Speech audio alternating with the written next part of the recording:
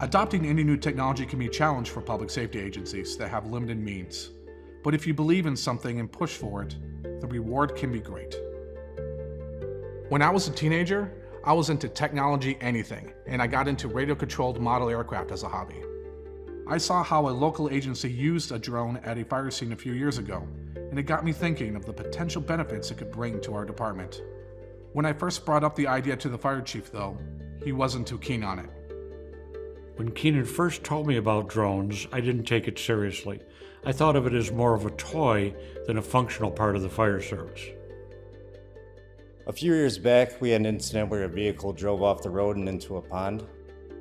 Keenan brought his own drone and used it to map out the most likely location of the vehicle underwater. I remember the day was really cold, dangerously cold to be operating underneath the ice. The map that Keenan created helped us locate one of the victims that otherwise could have taken us days longer in dangerous conditions. This eventually led me to change my position on drones, and I gave Keenan the authorization to start a UAS program for the department. In the beginning, the biggest challenge I had was trying to show value in drones and getting my fire chief's buy-in. Now, it's trying to overcome our small budget. Linwood is a small town of just over 9,000 people.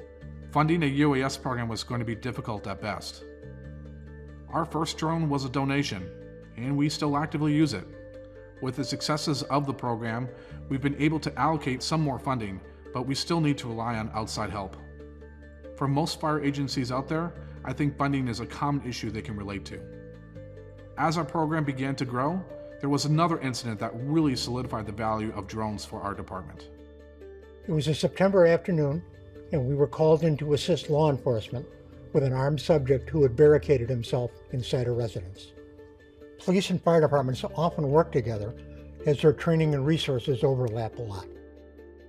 I requested the Linwood Fire Department to assist, as I knew Keenan had thermal capabilities.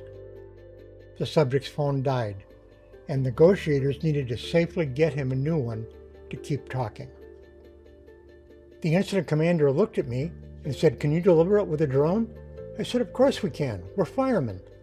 Frankly, I had no idea how, but I knew Keenan could come up with a way. I had just attached a drop release system to an M600 and saw this could be an option. I had never done this before, and it wasn't 100% sure it could be done. Approaching slowly, we successfully positioned the cell phone just outside of a window until the suspect grabbed it. I released it from the drone, and 5 hours later, he surrendered peacefully. That, for me, really solidified what I was doing and what I was pushing for. Starting a UAS program is going to have its challenges. However, if you truly believe in something, keep at it. Find creative ways to support it and constantly look for opportunities to show value.